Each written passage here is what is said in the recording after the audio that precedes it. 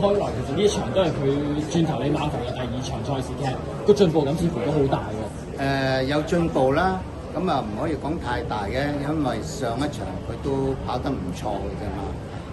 其實上一場個走勢係咪都即係幾少少，即係有少少係即係令你預期之外，因為佢好似唔係沿途唔係用 set 得咁好。有少少啦，因為始終佢全程都係外碟嘅，上一次就咁阿保利騎佢咧，可能係即係個死磅多少少啦嚇。今場係咪都刻意揾一個經驗較為資深啲嘅大師傅嘅部門咧？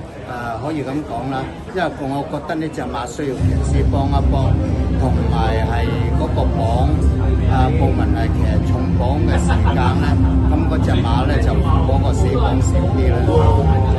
上一場其實都有啲配備嘅變動啦，幫佢戴咗個眼罩，其實個作用係點樣咧？今場都有大嘅。令佢集中啲啦嚇。再一次恭喜晒麥先生，多謝。對好似集